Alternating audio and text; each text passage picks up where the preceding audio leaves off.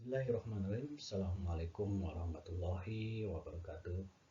Alhamdulillah wa syukurillah, anak-anakku sekalian, seperti biasa pada kesempatan kali ini Bapak ingin menyampaikan atau akan menyampaikan materi pembelajaran PPKN kelas 12 semester genap unit kegiatan belajar mandiri 4 atau UKB 4. Judulnya tentang persatuan dan kesatuan bangsa masa Orde Baru yang berlangsung sekitar tanggal 11 Maret 1966 sampai dengan 21 Mei 1998.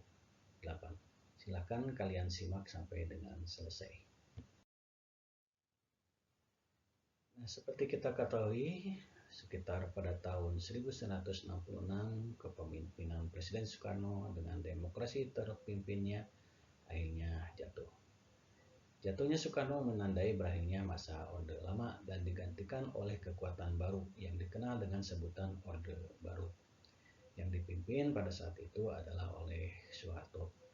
Ia muncul sebagai pemimpin Orde Baru yang siap untuk membangun kembali pemerintahan yang berdasarkan Pancasila dan Undang-Undang Dasar 1945 secara murni dan konsekuen. Prioritas utama yang dilakukan oleh pemerintahan Orde Baru bertumpu pada pembangunan ekonomi dan stabilitas nasional yang mantap. Ekses dari kebijakan tersebut adalah digunakannya pendekatan keamanan dalam rangka mengamankan pembangunan nasional. Nah, adapun kelebihan pemerintahan Orde Baru selama memegang kekuasaan negara, di mana pemerintahan Orde Baru tetap menerapkan sistem pemerintahan presidensial.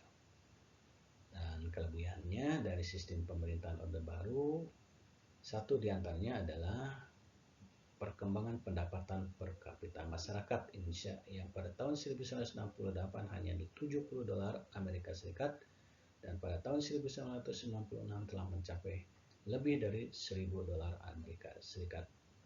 Kemudian yang kedua, suksesnya program transmigrasi, ketiga, suksesnya program keluarga berencana, dan keempat, suksesnya memerangi buta huruf.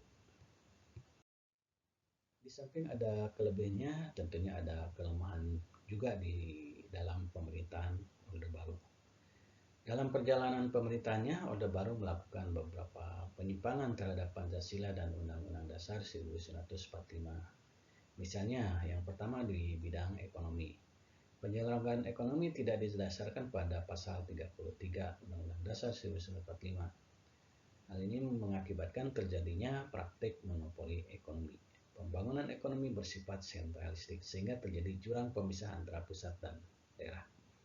Yang kedua di bidang politik. Kekuasaan berada di tangan lembaga eksekutif. Presiden sebagai pelaksana undang-undang kedudukannya lebih dominan dibandingkan dengan lembaga legislatif. Dan yang ketiga di bidang hukum. Perundang-undangan yang mempunyai fungsi untuk membatasi kekuasaan presiden kurang memadai. Sehingga kesempatan ini memberi peluang terjadinya praktek kolusi, korupsi, dan nepotisme dalam pemerintahan. Jadi dengan demikian, anak-anakku sekalian, segala penyimpangan yang disebutkan tadi mengakibatkan negara Indonesia terjerumus atau terjerembab pada suatu keadaan krisis multidimensional. Kondisi yang mencemaskan ini telah membangkitkan gerakan reformasi untuk menumbangkan rejim otoriter. Maka pada tanggal 21 Mei 1998, Presiden Soeharto menyatakan mengundurkan diri atau lengser ke Prambon. Sebagai gantinya adalah B.J. Habibie yang saat itu menjabat sebagai wakil presiden. Jadi B.J. Habibie diangkat dan dilantik sebagai Presiden RI yang ketiga dengan masa jabatan pada saat itu berakhir setelah pertanggungjawabannya ditolak oleh sidang umum MPR pada tanggal 20 Oktober 1999.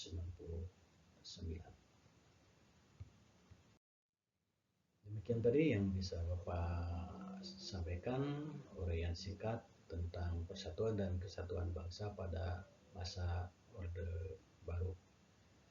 Nah, untuk mengukur kembali sejauh mana pemahaman kalian terhadap materi tadi, maka Bapak akan berikan tugas individu seperti biasa.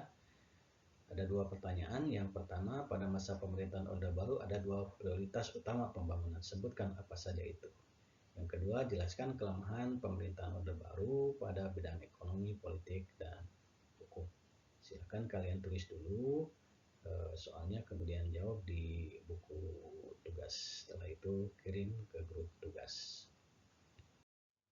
Sekian dan terima kasih. Semoga bermanfaat apa yang tadi Bapak sampaikan atau jelaskan. Mohon maaf apabila ada kekurangan atau ketidakjelasan dalam penyampaian materi. Akhir kata dari Bapak, wabillahi taufiq wal hidayah. Wassalamualaikum warahmatullahi wabarakatuh.